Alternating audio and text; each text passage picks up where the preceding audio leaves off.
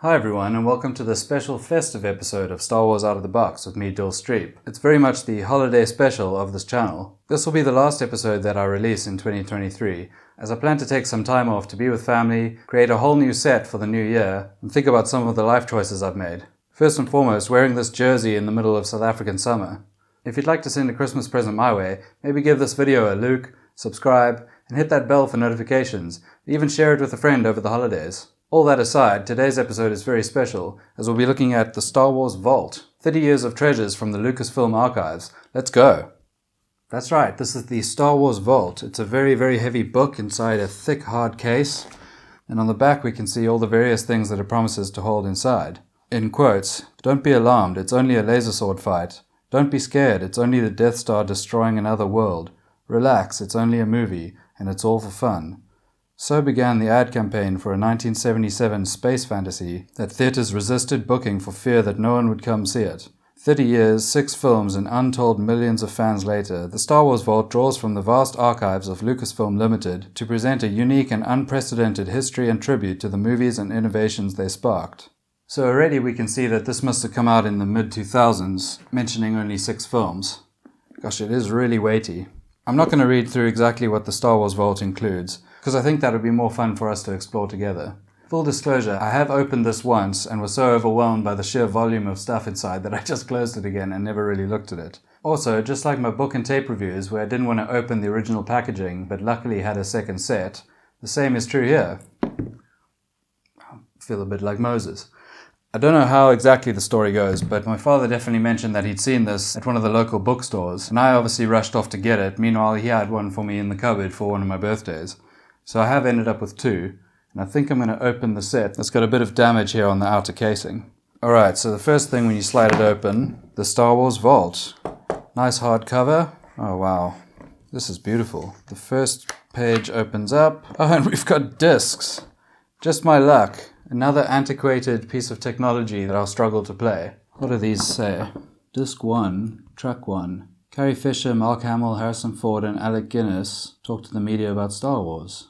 Track 2, Don't Be Alarmed, It's Only a Movie. Initial radio spots. Wow, this really is an archive. Carrie Fisher as Princess Leia sings her heart out in the Star Wars Holiday Special. Okay, well, that is very exciting. And I thought that would be a piece of media that Lucasfilm would have wanted to erase from existence. This does say Lucasfilm on it. Excerpt from making of documentary about NPR's Star Wars radio drama. Alright, well as this is a special holiday episode, I think I'm going to pull a Yuletide miracle and play some of these clips for you now. It's like a dream come true, because I've always been interested in fantasy and science fiction and... Don't be alarmed. It's only a laser sword fight. We celebrate. Wasn't that fun, kids? I have no idea. We also have a couple of posters. Some real early concept art. Wow. Star Wars Corporation 1976. So this would have been promotional material before anyone had even seen the film. Okay, we haven't even got into the book yet. Opening. Static stars as titles move bottom to top. Camera pans down. Hard to believe the Star Wars crawl didn't exist at one point. What is this? Initial ILM in Northern California office stationery. 1975. Parkway Properties. This is so cool. I mean, I assume this is a reproduction. Oh yes, it does say reproduction. Even so. Industrial Light and Magic Incorporated. Oh, it's got their phone number. I wonder if that still works. Gosh, it's hot in this sweater. It will be impossible to go through all of this, so I'm going to have to speed it up a little bit. But here's some of Ralph McQuarrie's early artwork. Every page comes with a whole bunch of new stuff. What are these? This is the Lars Homestead plans, blueprints. You can see there's Luke's Landspeeder. Here's the oil bath. Oh, and the T-16 Skyhopper out the window. This set of plans is for... You've got them upside down. Ah, the T-16 itself. With a little Welsh dragon on the wing. Interesting. Intergalactic swag. There's a little book of production stills stuck in the middle. Governor Tarkin, I should have known you were holding Vader's leash. I recognized your foul stench as soon as I was brought on board. Oh my gosh, so cool. Thank you for your contribution to Star Wars. Pleasure. Another little book. Oh, cool. This is a poster. Good versus evil in the strangest world ever created. I don't know about that anymore, but definitely in the late 70s. Can you even imagine this? This is on official Star Wars stationery. You're invited to our only preview screening of Star Wars, a live-action fantasy adventure. We welcome your comments.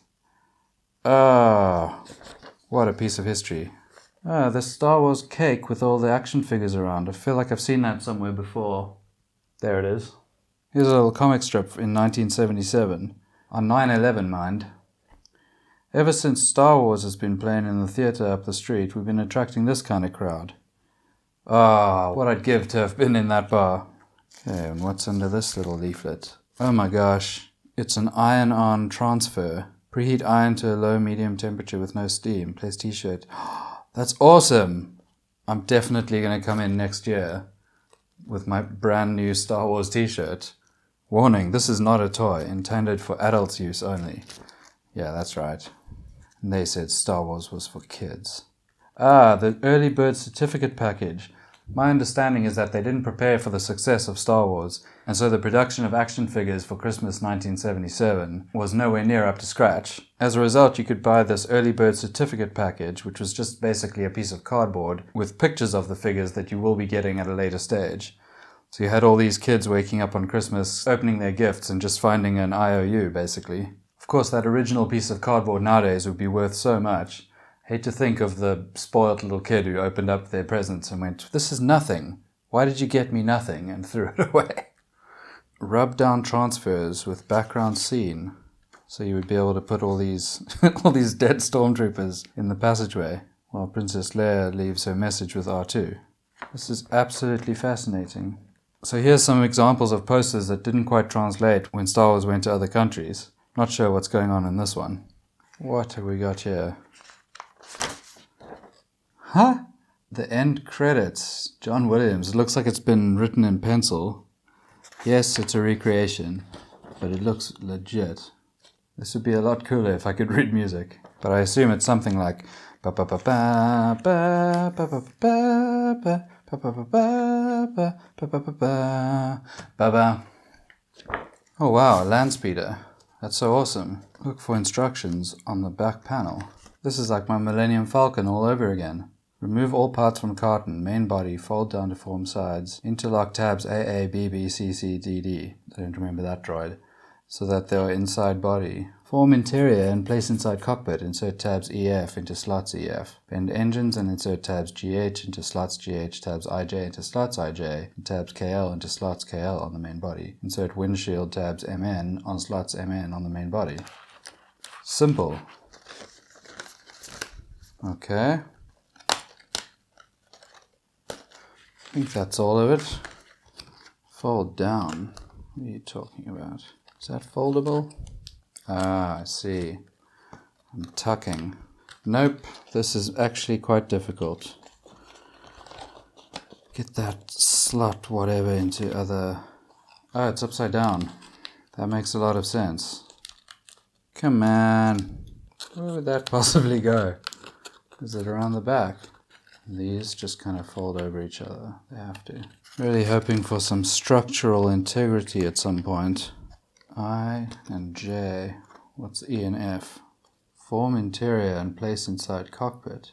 What do they mean form interior? Just form the interior. Simple. I hope this is meant to come off, because it is now. Why is this on backwards all of a sudden? Be nice if they showed you what it was meant to look like eventually. Alright, G and H. I did not think this would be this hard. Okay, now we're talking. J around here. Same situation. Alright. What are we thinking of Luke's Landspeeder so far? Absolute trash. This is the worst Landspeeder I've ever seen. Oh, I hope this isn't valuable, because I am just tearing it apart. I'll put the windscreen on. That'll cover up all my blunders. And there we have it. It's definitely not the best Landspeeder I've ever seen. I guess that could go on the shelf maybe. A lot of corporate tie-ins. Booberry. Star Wars Edition. Coca-Cola, Star Wars Edition. This must be Empire Strikes Back popcorn. The official Star Wars fan club. I remember looking at forms for the fan club while opening my Star Wars Micro Machine sets. Sneakers, belts, yep, got all of that. What is this? Among the first and most unique items was a Pendulum Press class kit with a film strip, recorded voice track, miniature comics books. What's this film strip? Ah, wow, that is awesome. Bubblegum cards. I'm sure a complete set of original bubblegum cards would be worth a lot. Oh, another mention of the Star Wars Holiday Special. Intriguing. This looks like animators' notes on how to make the Tauntaun look good. Baggle. Ah, here they are on the cover of Rolling Stone. The Wizard of Star Wars. Production Information Guide, Star Wars. Let's see. I bet somebody else out there has this Star Wars vault and thinks that they've stumbled upon an absolute treasure trove of original items without noticing the very small reproduction written on the back of everything. And to them I say, good on you. Live your best life. Just don't try sell any of this on eBay. Alright, here's another cartoon. Looks like C-3PO was always destined to be animated. He seems to pop up in so many animated things. Oh, there's a nice little piece. Revenge of the Jedi stickers. This was famously the name of the third film during production, but was changed at the last minute when George Lucas decided that revenge was not a Jedi trait. Oh my word. There's a little page on the Ewok dance, with a top-down view of where all the dancing would happen around the fire in the Ewok village. This would obviously be played to the original tune of Yub Nub. Long live the theatrical releases. Ah, another insert.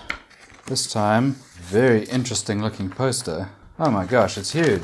Okay, a lot to unpack here.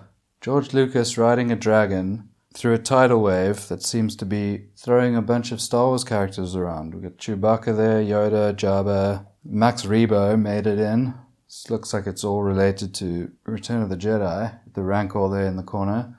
Japanese Star Wars products range from a 2005 MP3 lightsaber case to a 2006 Darth Vader steam vaporizer, yada yada yada. But the largest involved a multi-year campaign with National Panasonic and their MacLeod movie video recorder that produced the incredible 1988 woodblock newspaper ad. The large white Japanese letters on the right can be translated to the power of imagination. Well, I like it. What is this? Speaking of C-3PO being animated, now we're talking about the show Ewoks and the show Droids. And it seems like we've got a celluloid, a single frame celluloid. Of course it is a reproduction, but that is just awesome. So they would paint each of these by hand and then place them onto solid backgrounds, flipping through a frame at a time. Has anyone out there watched the animated show Droids? And if so, is it any good? I'm sure it must be on Disney+. Then we're more into the Clone Wars era. Star Tours Disneyland. Now I went on this. This is a vomit bag. Oh, brilliant. In case of space sickness. I went on this when I was 8 years old and barely knew what Star Wars was. All the various Star Wars games. I do love me a Star Wars arcade. This looks a lot like the exhibition that I went to in London. Los Angeles Fashion Institute. There's just so much going on in this book. Jedi Mind Trick, these aren't the droids you're looking for. 501st Legion of Stormtroopers. So this, as I understand it, is a group of people who have built their own Star Wars costumes, mainly Stormtroopers, but you can see some others, and occasionally get featured in official Star Wars promotional material and even movies. What's in here? A little invite to an advanced screening of Episode 1. Looks like the plot of the film Fanboys, which if you haven't seen, please do check out. This looks like a lanyard for somebody called Steve Obi-Wan Sansweet. I assume that's for getting into the film. Another rub-on transfer. It's 1,000 Jedi with their lightsabers out. Well, that's a cool recreation. Happy holidays. Couple more stickers, some more production stills, this time from Episode 3. Various uses in media. Oh my goodness. So that was a very thorough but not very detailed look at the Star Wars vault. There's just so much to go through in here. It's unbelievable actually. And I'm a bit embarrassed that it took me so long to open. Thank you so much for joining me for this episode of Star Wars Out of the Box. And as I said at the top of the episode, this will be the last one for the year, and I'll be back with you in January. In the meantime, you can always go back and check out some of the episodes you might not have seen. There's almost 40 official episodes on the channel at the moment. And lastly, if you haven't already, please consider giving this video a like, subscribe, and hit that bell for notifications. Until next year, I'm Dill Streep. Goodbye. And another full disclosure... Oh, that makes no sense at all.